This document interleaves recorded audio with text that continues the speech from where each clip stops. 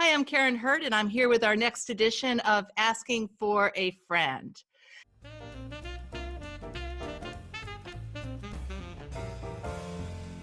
And this question is a question that is on everyone's mind, which is, how do I make the most of my live remote training? And I knew exactly who to call for this one. My friend Michelle Braden, who is the Vice President of Global Talent Development at WEX, which is a financial payments company in the fintech industry. And Michelle and I have had the opportunity to work together over the last couple of years in one of her previous roles as well on a big live online global program that was serving 8 different countries. So I know she knows how to do this really well and has a lot of experience in a lot of creative ways. So Michelle, welcome to the show. Hi, nice to be here. So Michelle, just what are just a couple of pieces of your very best advice for people who may be doing this for the very first time? Well, first off, obviously you have to have the right technology to do this, and it needs to be technology where it enables some interaction. So I think one of the things I think about when I set up a program like this is about the learner's experience. And, much like if you were doing a classroom session, you're going to think about, what do you want them to walk away with? What do you want them to, feel like they've achieved, or the outcomes, et cetera, how they experience the program. And, one of the other things I think about when I think of these types of programs, and I've said this, I don't know how many times I've said this to people, but your competition on these live online programs is email. So you have to figure out, how do you keep the engagement to a point where if they're over checking their email, they're going to get lost, and they'll quickly realize that they need to stay in tune and focused on what's going on in the program. So if you're just a talking head and just sharing information, it's easy for someone to go check their email, come back. But if you are really running, exercises, polls, chats, different things like that, and it requires a lot of interaction, then they can't go check their email. Yeah, I love that. The polls, the chats, the questions, the interaction, making sure that you can see the engagement. I love that we could see, as people, if the meter was going down, we knew it was time to do something to engage people, as well as the breakout sessions and having people work in smaller groups. I thought worked really well too. Good. What other pieces of advice would you have?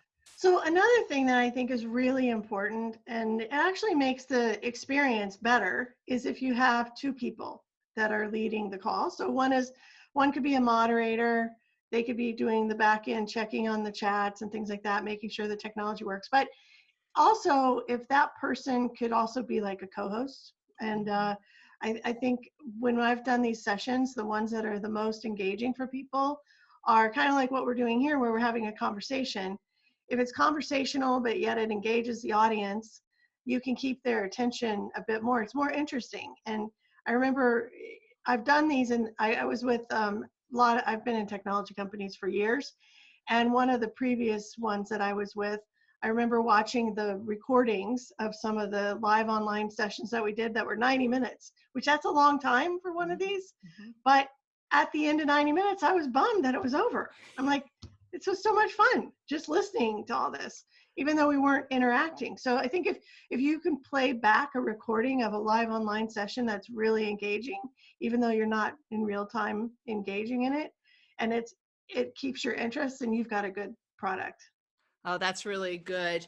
What can you think of any lessons learned that you would say, oh gosh, whatever you do, don't do this, don't make this mistake? Because I know you've been doing this for a really long time.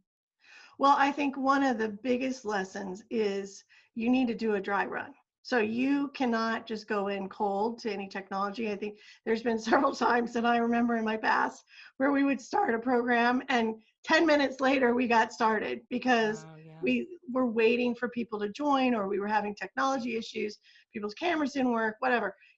That's why the moderator, or this extra person, some people call them a producer, is so important. So you have that person on standby, and they're really in the back end running everything.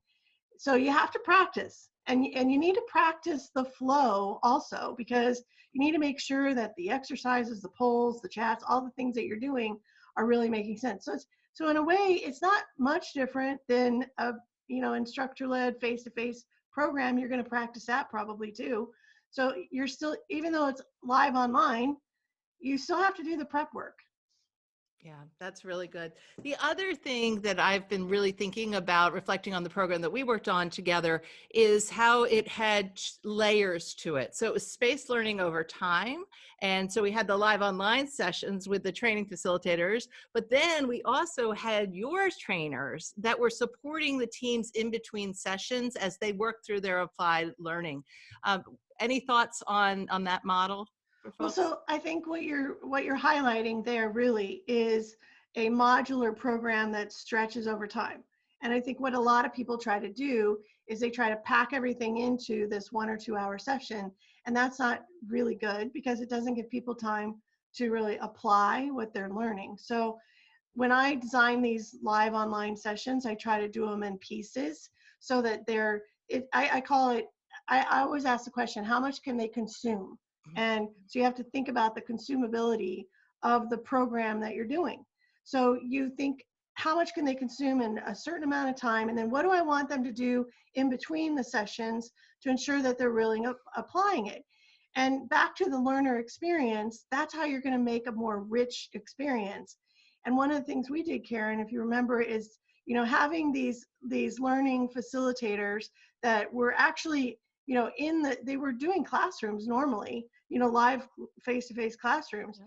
But training them, I think this was a great idea that you guys had, training them to do this, kind of in between live discussion, but they still did it live online, even Right. though they were in a site. What was interesting is that in the site, they wanted to do, for the people that were in a site or in a building, they wanted to go ahead and do it face to face.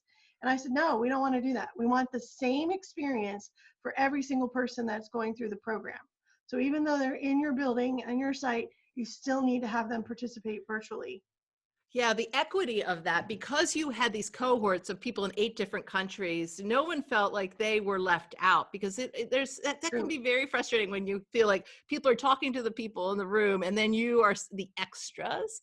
And I thought that, and it's a challenge, right? It's a challenge to teach facilitators how to do it well live online, but I think it was definitely worth the investment. Yeah, just like this period we're in today. I mean, working remote is the great equalizer, right? It's and being remote on a virtual learning program is the great equalizer. Nobody's sitting in front of the instructor, making eyes at them to call on them all the time. Instead, you are equal with everybody. You have to raise your hand in the technology. You have to put something in the chat. It's amazing how it kind of levels the playing field. Great. Well, Michelle, thank you so much. This has been absolutely wonderful. I appreciate all of your great advice, and I'm sure our listeners will as well. You're welcome. It was my pleasure.